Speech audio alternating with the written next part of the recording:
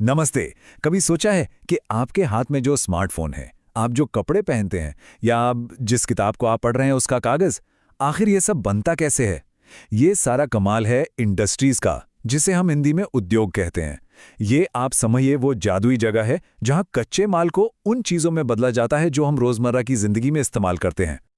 तो आइए इसे ठीक से समझते हैं। इंडस्ट्री बेसिकली कोई भी ऐसी इकोनॉमिक एक्टिविटी है जो या तो सामान बनाती है, जमीन से मिनरल्स निकालती है या फिर सर्विसेज देती है। जैसे सोचिए, स्टील इंडस्ट्री गाड़ियों के लिए लोहा बनाती है, तो वो हुआ प्रोडक्शन ऑफ गुड्स। जब जमीन से कोयला निकाला जाता है तो वो हो गया एक्सट्रैक्शन ऑफ मिनरल्स। और जब आप कहीं घूमने जाते हैं तो टूरिज्म इंडस्ट्री आपको सर्विसेज प्रोवाइड करती है। सिंपल। आज की इस चर्चा में हम 5 इंपॉर्टेंट स्टेजेस से गुजरेंगे। सबसे पहले हम ये जानेंगे कि इंडस्ट्री है क्या चीज़। फिर हम देखेंगे कि इनको अलग अलग टाइप्स में कैसे क्लासिफाई किया जाता है। इसके बाद पर्दे के पीछे झांक कर देखेंगे कि एक इंडस्ट्री काम कैसे करती है, अ सिस्टम। फिर हम 2 कोर इंडस्ट्रीज की केस स्टडी करेंगे और आखिर में इनका दुनिया पर क्या असर होता है और इनका फ्यूचर क्या है, इस पर बात करेंगे। तो चलिए शुरू करते हैं अपने पहले सेक्शन से। देखिए, ये समझना बहुत ज़रूरी है कि इंडस्ट्री अकेले काम नहीं करती। ये एक बहुत बड़ी इकोनॉमिक चेन का एक इम्पॉर्टेंट हिस्सा है। आर्थिक गतिविधियों को हम आमतौर पर 3 हिस्सों में बांटते हैं। सबसे पहले आती हैं प्राइमरी एक्टिविटीज। इसमें हम सीधे नेचर से कच्चा माल लेते हैं। मान लीजिए किसान का खेत से कपास उगाना। फिर आता है असली मैजिक। सेकेंडरी एक्टिविटीज में, जो कि इंडस्ट्री है, उसी कच्चे माल को प्रोसेस किया जाता है। उस कपास से एक टी शर्ट बन जाती है। वैल्यू ऐड हो गई, राइट? और आखिर में आती हैं टर्शरी एक्टिविटीज, मतलब सर्विसेज, जो इस पूरे सिस्टम को सपोर्ट करती हैं, जैसे वो ट्रक जो इस टी शर्ट को फैक्ट्री से दुकान तक पहुंचाता है। लेकिन सारी इंडस्ट्रीज एक जैसी बिल्कुल नहीं होती हैं। इन्हें बेहतर तरीके से समझने के लिए आइए इन्हें क्लासिफाई करते हैं। हम 3 मेन चीजों के बेसिस पर ये करेंगे। उनका कच्चा माल कहां से आता है, इंडस्ट्री छोटी है या बड़ी, और उसका मालिक कौन है। कच्चे माल के हिसाब से इंडस्ट्रीज 4 तरह की हो सकती हैं। एग्रो बेस्ड, जो खेती या पशुओं पर डिपेंड करती है, जैसे चीनी मिल। मिनरल बेस्ड, जो खनिज यानी मिनरल्स का इस्तेमाल करती हैं, जैसे सीमेंट फैक्ट्री। फिर आती हैं मरीन बेस्ड, जो समुद्र से जुड़े प्रोडक्ट्स बनाती हैं, जैसे मछली का तेल। और फॉरेस्ट बेस्ड, जिनके लिए रॉ मटेरियल जंगल से आता है, जैसे फर्नीचर बनाना। अब आते हैं साइज पर। एक तरफ इमेजिन कीजिए एक कुम्हार को जो घर पर मिट्टी के बर्तन बना रहा है। यह है स्मॉल स्केल इंडस्ट्री। इसमें पैसा कम लगता है और टेक्नोलॉजी भी सिंपल होती है। दूसरी तरफ सोचिए एक बहुत बड़ी कार फैक्ट्री, जहां हजारों लोग और रोबोट्स काम करते हैं। यह है लार्ज स्केल इंडस्ट्री। यहां इन्वेस्टमेंट भी बहुत ज्यादा होता है और टेक्नोलॉजी भी एकदम सुपीरियर। और आखिरी क्लासिफिकेशन है ओनरशिप का, यानी मालिकाना हक का। यह भी 4 तरह का है। प्राइवेट सेक्टर, जैसे कोई भी प्राइवेट कंपनी जिसके मालिक इंडिविजुअल्स होते हैं। पब्लिक सेक्टर, जैसे कि सरकारी कंपनीज जिसे गवर्नमेंट चलाती है। फिर होता है जॉइंट सेक्टर, जिसमें सरकार और प्राइवेट कंपनी दोनों मिलकर काम करते हैं। और आखिर में कोऑपरेटिव सेक्टर, जैसे अमूल, जहां प्रोड्यूसर्स यानी इस केस में दूध बेचने वाले किसान खुद ही मालिक होते हैं।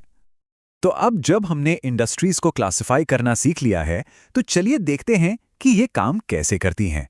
हम इसके सिस्टम और इसके लिए सही जगह यानी लोकेशन दोनों को समझेंगे। हर इंडस्ट्री एक सिस्टम की तरह है। इनपुट, प्रोसेस और आउटपुट। इनपुट में आती हैं चीजें जैसे कच्चा माल, मजदूर, जमीन, बिजली, पैसा। प्रोसेस वो एक्टिविटी है जिसमें कच्चे माल को एक तैयार चीज में बदला जाता है। और आउटपुट है वो आखिरी प्रोडक्ट और उससे जो इनकम हुई। जैसे एक टी शर्ट के लिए कपास इनपुट है, उसकी कटाई और बुनाई प्रोसेस है, और वो सुंदर सी टी शर्ट आउटपुट है। और हाँ, लोकेशन, ये तो सबसे जरूरी चीज है। एक फैक्ट्री के लिए सही जगह चुनना बहुत क्रूशियल है। ये बिल्कुल एक परफेक्ट रेसिपी बनाने जैसा है। आपको सारी सही चीजें चाहिए। आपको कच्चा माल चाहिए, पावर सप्लाई चाहिए, काम करने के लिए लेबर, पैसा यानी कैपिटल, ट्रांसपोर्ट, मार्केट, और हाँ, सरकारी पॉलिसीज का सपोर्ट भी। सबसे अच्छी जगह वही मानी जाती है जहां ये सारे फैक्टर्स आसानी से मिल जाएं। चलिए अब 2 अहम उद्योगों की दुनिया में चलते हैं, आयरन एंड स्टील इंडस्ट्री और कॉटन टेक्सटाइल इंडस्ट्री। ये दोनों ही ग्लोबल इकोनॉमी के, आप कह सकते हैं, नींव हैं। आयरन और स्टील इंडस्ट्री को मॉडर्न इंडस्ट्री की रीढ़ की हड्डी यानी बैकबोन कहा जाता है। ऐसा क्यों? क्योंकि इस इंडस्ट्री में बनने वाला स्टील दूसरी हजारों इंडस्ट्रीज के लिए कच्चा माल होता है। एक छोटी सी पिन से लेके बड़े बड़े जहाज तक हर चीज में स्टील का यूज होता है, इसलिए इसे फीडर इंडस्ट्री भी कहते हैं। पूरी दुनिया में चाइना, जापान, जर्मनी और यूएसए स्टील प्रोडक्शन में सबसे आगे हैं। इसके लिए मेन इनपुट्स होते हैं आयरन ओर, कोयला और चूना पत्थर। इन सबको एक बहुत बड़ी भट्टी, जिसे ब्लास्ट फर्नेस कहते हैं, उसमें बहुत हाई टेम्परेचर पर पिघलाया जाता है। इसी प्रोसेस को स्मेल्टिंग कहते हैं और इंडिया में जमशेदपुर इस इंडस्ट्री का सबसे बड़ा हब है। अब बात करते हैं कॉटन टेक्सटाइल इंडस्ट्री की। ये एक बहुत ही पुरानी कला है। पहले सब कुछ हाथ से होता था, हाथ से धागा काटना, हाथ से कपड़ा बुनना। लेकिन इंडस्ट्रियल रेवोल्यूशन के बाद पावर लूम्स यानी बिजली से चलने वाले करघे आ गए और इसने पूरी इंडस्ट्री को बदल कर रख दिया।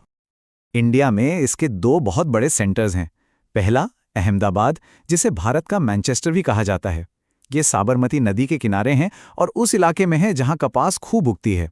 दूसरा है मुंबई, जहां देश की पहली सक्सेसफुल मॉडर्न मिल शुरू हुई। वजह वहां का मॉइस्ट क्लाइमेट, पोर्ट की फैसिलिटी और आसानी से लेबर का मिल जाना। अब हम इस चर्चा के आखिरी हिस्से में हैं।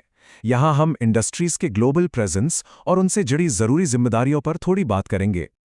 दुनिया के बड़े इंडस्ट्रियल रीजन्स मेनली 4 इलाकों में कॉन्सेंट्रेट हैं: पूर्वी नॉर्थ अमेरिका, वेस्टर्न और सेंट्रल यूरोप, पूर्वी यूरोप और पूर्वी एशिया। अक्सर आप देखेंगे कि ये क्षेत्र रिसोर्सेज और समुद्री बंदरगाहों के पास ही डेवलप हुए हैं।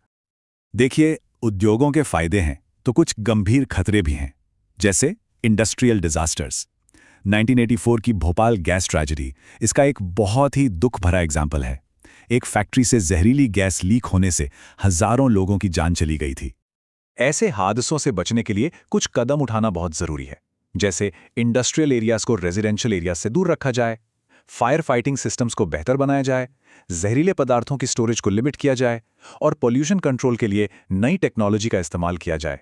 मतलब सेफ्टी हमेशा फर्स्ट प्रायोरिटी होनी चाहिए। तो चलिए क्विक रिकैप करते हैं। हमने जाना कि उद्योग कच्चे माल को वैल्यूएबल प्रोडक्ट्स में बदलते हैं। हमने उन्हें रॉ मटेरियल, साइज और ओनरशिप के बेसिस पर क्लासिफाई करना सीखा। हमने समझा कि उनकी लोकेशन कई फैक्टर्स पर डिपेंड करती है। हमने आयरन, स्टील और टेक्सटाइल जैसे बड़े उद्योगों पर नजर डाली और आखिर में एनवायरमेंटल रिस्क को मैनेज करने की इंपॉर्टेंस को समझा। और अब जाते जाते एक सवाल आपके लिए। जैसे जैसे टेक्नोलॉजी आगे बढ़ रही है, नई तरह की इंडस्ट्रीज आ रही हैं, तो सोचिए आने वाले कल की इंडस्ट्रीज के लिए लोकेशन डिसाइड करने वाले नए फैक्टर्स क्या हो सकते हैं। इस पर जरूर सोचना। धन्यवाद।